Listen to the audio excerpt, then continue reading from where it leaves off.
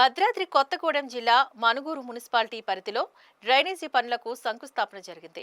స్థానిక బాపనకుంట ప్రాంతం నుంచి పీకే1 సెంటర్ వరకు సుమారుగా 55 లక్షల అంచనా వ్యయంతో నిర్మించే డ్రైనేజీ పనులకు పినపాక ఎమ్మెల్యే పాయం వెంకటేశ్వర్లు శంకుస్థాపన చేశారు. ఆయన మాట్లాడుతూ డ్రైనేజీ వ్యవస్థను పటిష్టపరిచేందుకు ఈ నిర్మాణం చేపట్టామని తెలిపారు. ఈ డ్రైనేజీ పనులు వేగవంతంగా పూర్తి చేయాలని అధికారులకు ఆయన సూచించారు.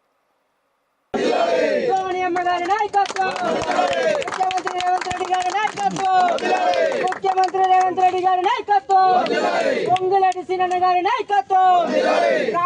రహదారుల సమస్య, డ్రైన్ల సమస్య, కరెంటు సమస్య, మంచినీళ్ళ సమస్య, ప్రతి సమస్య ఉండేది.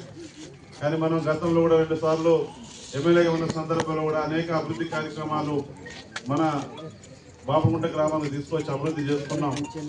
మరి ఈ రోజున కూడా మీరందరూ మీ ఆశీర్వాదం, మీ దీవెనలతో 2023 డిసెంబరు మరి 7వ తారీఖు ఫలితాలు వచ్చినాయి, 3వ తారీఖు ఫలితాలు వచ్చినాయి, నవంబర్ 30 తారీఖు ఎలక్షన్ జరిగినాయి. అందులో మీరందరూ కూడా మీ వాడిగా, మీ కుటుంబ సభ్యుడిగా మీరందరూ దీవించి, మీరందరూ ఆశీర్వదించి మంచి మెజార్టీతో మీ ఎమ్మెల్యేగా గెలిపించుకున్నారు. ఈ రోజున మరి మీ అందరి సమక్షంలో సైడ్ డ్రైన్స్ రోడ్ల పైన అయిపోయాయి. మట్టి రోడ్డు అనేవి లేవు, దాదాపు 99% బాపనగుంటలో గతంలో మనం చేసినటువంటి సందర్భమే.